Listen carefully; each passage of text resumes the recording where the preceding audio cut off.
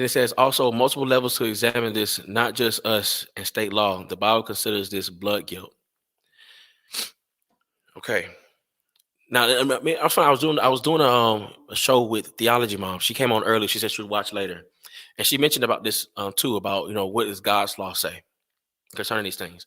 Now, you can make the argument that according to the law of God, that there was no reason to take his life because all he did was trespass. I mean, not trespass, because he didn't get shot for trespassing. Let's not bring it up again. He didn't get shot for trespassing, but he did try to take the person's weapon. Now, I don't know if it would be blood guilt for the fact that he at this point when he reaches for the weapon, he's defending himself. I'm not clear on how that would be the case. If that would be murder. All right. Um that would not be a case of innocent blood being shed at that point with somebody trying to kill you and you because keep in mind, what would be the worst case? What would be the other case scenario of this? He reached for the gun, you let him take the gun, then you get shot. I mean, yeah, I mean you weren't the murderer, but this person now it comes to murder and now your life is gone. You know what I'm saying? Because you didn't defend yourself. You see what I'm saying? So I don't necessarily think that would come off a case of blood guilt, based off of scripture. I don't see that playing out. Because I don't see this as a case of someone being innocent. Ahmaud was not innocent here. You know what I'm saying? It's the thing. He was not innocent here. And I hate to put it bluntly like that, but I think that has to be made. A distinction needs to be made. He was not innocent. As soon as he reached for that weapon, as soon as he went towards him and reached for that weapon, he no longer became innocent. And the way God's law works is the punishment fits the crime. So him shooting Ahmaud just for trespassing would not fit the crime. All right. That would be overkill. All right. And then him just approaching him would not be reason to shoot him. You know, that wouldn't be it. Exodus 22:2. I'm gonna pull it up. Unfortunately, it's gonna take a while for my logos to pull up, so I won't be able to show it on the screen, but I will pull up on my phone and read it for everybody. And we're gonna look at that. Exodus 22:2. All right. So if the thief is yes, cross politic did do it. Let me show the scripture. This put up the Exodus 22:2. That's what I'm looking at now. And then he posts cross policy addresses as well. Yes, they do address it. I hope they do it. I hope they address it again and do a follow up because I think when Chocolate Knox and them discussed it, and I watched a little bit of it today, they're coming from a perspective of without all this other information coming forward, And so they was coming from a point of thinking like this. Basically, he lost his life for trespassing, like he lost his life for committing this crime. And that's just not something that happens. So I hope they do a follow up on this. But they're not the only ones who look at it from that perspective. You know what I'm saying? So that's his case. But yeah. So the scripture says, I'm gonna start from verse 1 just to give context. If a man steals an ox or a sheep and slaughters it or sells it, he shall pay 5 oxen for the ox and 4 sheep for the sheep. Then it says verse 2. If the thief is caught while breaking in and is struck so that he dies, there will be no blood guiltiness on his account. But if the sun has risen on him, there will be blood guiltiness on his account. He shall surely make restitution. If he owns nothing, then he shall be sold for his theft. He shall be sold for his theft. I'm gonna read that again. If the thief is caught while breaking in and is struck so that he dies, there will be no blood guiltiness on his account. Okay, so the person who strikes him will not be guilty of blood. Okay, that's what I'm getting from this text. Dennis, is that what you pulling from this too, man? Because that's what I'm seeing here. If the thief is caught while breaking in and is struck so that he dies, there will be no blood guiltiness on his account. But if the sun has risen on him, there will be no blood guiltiness. There will be blood guiltiness on his account. He shall surely make restitution. If he owns nothing, then he shall be sold for his theft. I'm just trying to see what that theft comes in at, because it looks to me that if a person waits a day, if they wait, they wait a day to come back to say and to kill this person who stole something, then he shall make restitution. There will be blood guiltiness, and he should be sold for his theft. I guess for taking his life. That's what I'm thinking about. That's what I'm seeing from the text. But that verse 2 shows me that if a person is caught stealing and does get killed, there will be no blood guiltiness on his account. That's what I'm seeing there. So according to, so if that is true, what I'm saying here, Dennis, let me know when you, if you know you're hearing this, man. I want to make sure I'm getting the point you're making here, because what I'm saying here from this text is that actually, according to God's law, then it would be justifiable that if the person was stealing something, they'll be dealt, that they can be killed for that. Now, I don't think that's relevant for this situation. To be fair, because he didn't take anything.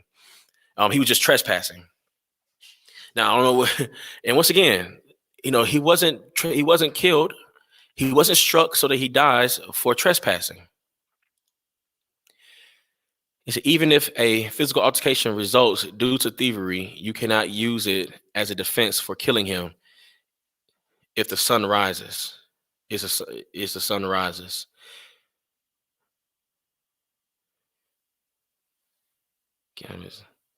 Okay, so yeah, so what I'm saying is, okay, so yeah, so if he struck, if the sun rises, what I'm saying is, I don't necessarily see that. If he said, even if a physical altercation results due to thievery, you cannot use it as a defense for killing him if it's the sunrise or if the sun rises. That's what I'm thinking you meant to say, if the sun rises. So what I'm saying from the text there is whether or not a fight breaks out, but it's not the same day that he took it. There's not the same moment in which he took it. You know, then there will be blood guiltiness on your part. But if it was at that moment, he's caught stealing, then there will be no blood guiltiness if he's killed. All right. Now, once again, I just want to say this once again for anybody who's watching to this point, who watch the replay. I don't think I don't think this point is trying to make the point for what's going on here, because Ahmaud did not steal anything. Even on the surveillance footage that we have of him inside the construction house, he was not taking anything, and the other footages of him inside that home was not him taking of anything. He was just hanging out there, just trespassing, simply trespassing. Now, like I said, right now we don't know if he took anything. It may come out later that he may have taken something in the past. Maybe, but right now, as far as the situation goes, he was just trespassing. He was where he shouldn't have been, and he's been there multiple times. And so this time they take it upon themselves to commit a citizen's arrest, to attempt a citizen's arrest. All right. But he did not die. He did not get shot. I'm gonna say that again. Ahmaud Arbery did not get shot because he was suspected of being the thief in the burglary, in the burglaries. And he was not shot because he was suspected of being one who was trespassing. He was not shot because he was trespassing. He was simply shot because he attempted to take a shotgun away from the man who had it. That is simply what happened. If this was black on black, if this was white on white, the same law would still apply. The same law would still apply. I'm just gonna keep it on the screen for a little bit longer. That's what I have on the screen there. That's the code for justifiably using deadly force. All right. There must be an immediate threat. There must be a threat to cause bodily harm, great bodily harm, or death. There must be a threat for that. For you to even for you to brandish your weapon in a way of pointing it at someone, or the point of actually taking someone's life. There has to be that threat. Had the police came and they realized that the guys were pointing a gun at him, he could have made a case that they shouldn't have had pointed a gun at him and everything else while he was running. You can make all those cases. But the fact that when he was shot, it was not because he was running, it wasn't because he was jogging, it was not a lynching. All those things are not true. They're not true. There are tactics by the media to get you to raise your emotions, to continue this divide, and it's working. And it's working. All right. So now they won't stand trial. I am thankful, and I'm gonna say this: I am thankful that they were arrested, so therefore everything can come out. Like I said, they weren't arrested before. The GPI had all this information months ago, but they didn't arrest them because there wasn't a reason to then. And they had all this stuff going around, different DAs looking at the case and everything else, because the family didn't trust the company that they were originally looking at it, because the McMichael used to work there and everything else. We had all this stuff going on, so it carried us out. But they had this information.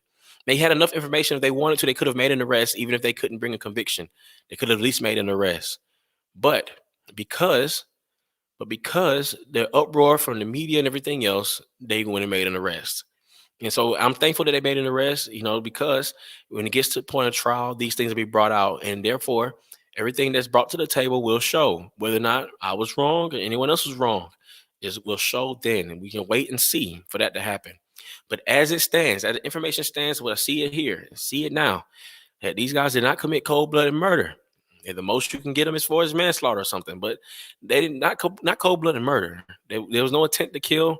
And they were sitting there simply trying to make a citizen's arrest, and there was a reason to make a citizen's arrest. There was a lawful reason to make a citizen's arrest according to Georgia law, not our opinions, but according to the law of Georgia.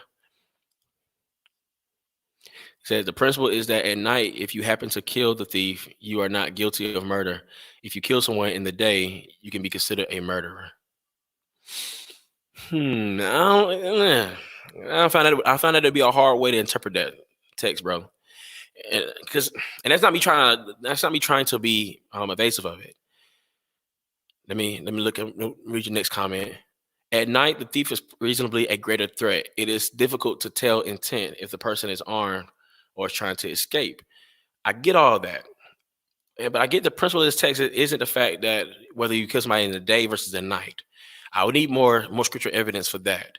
Because in the text, just murder is murder, whether you kill them in the day or at night. But see, and when I see in this text, and I'm reading from the NASB, and maybe from a different version you're reading, maybe you're reading a different version that I'm reading. I can read that version too. But the NASB, the way it reads, if the thief is caught while breaking in and is struck so that he dies, and keep in mind this context is somebody stealing an ox or a sheep or something like they're stealing something. All right.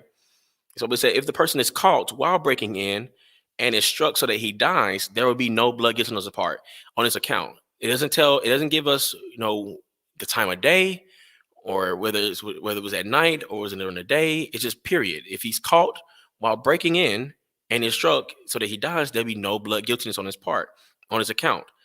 And then verse 3 says, but if the sun has risen on him.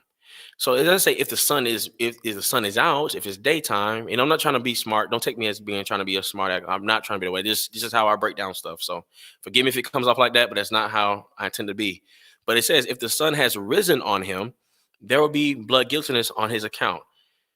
All right. So has risen in the Hebrew. I mean, in the Hebrew, it means to rise, to come forth, to break out, arise, rise up, to shine. So basically, it's as to appear, to come out, to appear. So as this word, if what I'm seeing here, if I'm looking at it correctly, and I could be wrong, but as I'm looking at this, based off the wording of it, it said when the sun has risen, it's talking about basically the sun coming up. The sun is coming up, has appeared. All right, on him. There will be blood guiltiness on his account. He shall surely make restitution. He shall surely make restitution. If he owns nothing, then he shall be sold for his theft. All right. So what I'm saying is that time has passed by, and I get the rest of this now because it's making sense to me now. It says he shall. So basically, he's not being killed, so we don't kill him. There will be blood guiltiness on his account if he does, if he is struck down. But if he's not struck down, he shall make restitution. If he owns nothing, then he shall be sold for his theft. I get it. I'm with you now on this text, but I don't see this as being the fact that because it's daytime, then it's going to be blood guiltiness. You know what I'm saying? I'm saying it's showing it as time passed by. You know what I'm saying? And assuming that this happened at night, assuming that the thievery happened at night, but then time passes by. All right. So keep in mind, like a person steals something and you find out later they took it. You shouldn't kill them for it because the whole point of this is being caught in the act.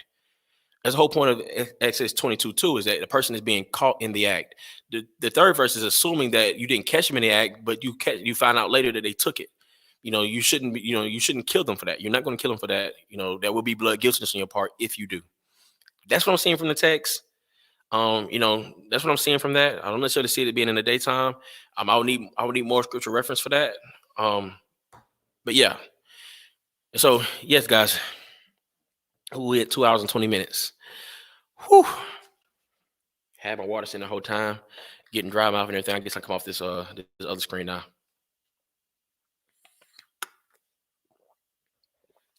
Good old gallon of water. You see, it's fresh food one too. It ain't one that I've been drinking out of all day. just start drinking out of this one. That quality H2O, as that good theologian, the water boy, used to say, quality H2O. All right, guys, that's all I have. This was a long one, as I knew it would be, going through all this information. Like I hated I couldn't put up the video to really give the play by play as I would have liked to. I'm hoping you guys, if you do have questions about what I said, that you would look at the video, and look at frame by frame what is taking place. Not just the part where he gets shot, but everything that leads up to that. Just look at that, examine that. All right, just examine it carefully. There's nothing more I can add to this without going in circles and prolonging the time. And I thank you for those who did come in the chat and chopping it up with me and giving pushback and feedback and everything else. I greatly appreciate it. I would have liked to have somebody come on and we could chop it up on here via audio, but I understand how it is. We get busy and everything else. And so I definitely understand. But I did want to have the opportunity there for people to do that if they wanted to. And so really do thank you for that. I see that a few people still watching. If there are any more questions at all, if anything else, anybody else would like to add to this discussion, you're welcome to do so. Welcome to do so now, and I'll answer a few questions or address a few things, and then call it a night. But other than that, I have nothing else, guys. There's nothing else for me to say on this topic, on this subject. I think I covered it as in depth as I could for the length of time that I gave to it. And so, yes, please feel free to share this video. I may end up editing in this video and just cutting it in half. It's an hour and 22 minutes. So I may make 2 hour-long videos out of this. I don't want to do like a 4-part thing on it. Just make it in 2 parts. I may just leave the whole thing here. It's just 2 hours and 20 minutes long. I may just leave it as it is. But yes, but please share it. Please share it. Let this spark conversation. Peaceful conversation, civil conversation. Even if you disagree, notice, keep in mind, all things have not been made known to us yet, and things are still developing as time goes. So just wait and see. Just wait and see. And like Dennis said earlier, this could it could be it could be the fact they were dim with it. I mean, this what happened in the Trayvon Martin case. I did a video discussing this. If you want to check that out, I did a video discussing that as well, breaking down that case. Like Zimmerman, there's no evidence that he was racist, but he was just to me. I look at that, he was unwise. He was definitely unwise. Just there was no reason. In his case, in George Zimmerman case, is perfect. It's a perfect example of somebody who's attempting to make a citizen arrest who had no reason to do so. A perfect example. George Zimmerman lived in a neighborhood. They was getting broken into. Places were being burglarized and vandalized and stuff like that. So he had a reason to have suspicion. He see Trayvon walking. He looked suspicious. He's not familiar with him because Trayvon was not from that neighborhood. He was there with his father, visiting his father's girlfriend. So yes, he wasn't from there yet. He was walking around, and then you see Zimmerman. He sees him. He's like, he's not from here. He's calling the police and saying, hey, this guy looks suspicious. We've had some activity around here, which they did. Their neighborhood had history of having a lot of break-ins. All right. And then the description of those break-ins were black boys. So that's unfortunate, but that was the truth. So he had a reason to be suspicious. All right. So as he called in to the police officers, he stayed on the phone with them. And Zimmerman says, I'm going to follow him. He's getting away. These guys always getting away. I can't let him get away. So he follows him in his vehicle. The officer tells Zimmerman, do not follow. The officer tells him, stay where you are, sir. Stay where you are. We're on the way. Zimmerman does not listen. He does not listen. He continues to follow Trayvon. He follows Trayvon as Trayvon's just trying to head to the home. He confronts Trayvon. He confronts him. He sees Trayvon going towards his father's girlfriend's place. And Zimmerman thinks he's trespassing, right? He thinks he's trespassing. So he's attempting to make a citizen's arrest, right? But then Trayvon, he sees him. He sees Zimmerman approaching him. He's telling him basically whatever the conversation they had, a fight breaks out. It wasn't like Zimmerman just walked up on Trayvon and just shot him in cold blood. That wasn't what happened. What happened was he confronts Trayvon. Trayvon begins to wear him out. Just like Ahmaud was doing to Travis. Trayvon wore him out. If you see the pictures of Zimmerman, if you see those pictures of Zimmerman, he was busted open. He beat the brakes off that man. And at that point, just like Georgia law says, great bodily harm or death. And like I said, they may change their laws, but this is the law. If you feel like there's great bodily harm, and I think that was in Florida, I think they have that law there too. You have the right to use deadly force. So he's getting the brakes beat off him, and Trayvon apparently was not stopping. Apparently wasn't stopping. George pulls his gun out, shoots, and he kills him. All right, that's what happens. In his mind, in what he says is self defense because he was getting beat up, and he was truly getting beat up. If you saw those videos, there wasn't like a scratch on him. He was truly getting beat up. And so yeah, great bodily harm. Now so maybe the law needs to change to where there's fear of death, maybe, but that was the law, and so he was within the right. This is why he wasn't charged. This is why he wasn't. Oh man, you know what I'm saying? So it's just like, but that's a perfect example of an individual taking it upon themselves and cause a situation that cost somebody their life because Trayvon had a right to be there. Trayvon had a right to be there. You can say, well, he shouldn't have been walking out at that time, or he shouldn't have been walking around with a hoodie. Like, no, no, no, no, no. He had a right to walk around with a hoodie. He had a right to walk to the store and walk back to his father's girlfriend house. He had the right. The whole issue of this is that one individual suspected something's going to happen, and he confronted him off a suspicion. Off a suspicion, he had no right. Therefore, he should have been charged. He should have been. I'm just telling you why he wasn't, but he should have been because that did not have to happen with Trayvon. So anyway, that's my rant. That's my rant. Anyway, so I gave some time to anybody came on. Who wanted to come on and had any more questions. Arlena says, thanks for the info. You're very welcome. Thank you so much for tuning in and coming on and just offering the feedback you did. Greatly appreciate it. Dennis, thank you so much as well for offering your input throughout this time. Ethan coming on. Edwin from Proverbial Life, he tuned in at one point. Thank you, thank you, thank you. I'm trying to think of all who commented. Yeah, Miss Shaya Israel. I know you only made one comment, but thank you for making a comment. You made two comments.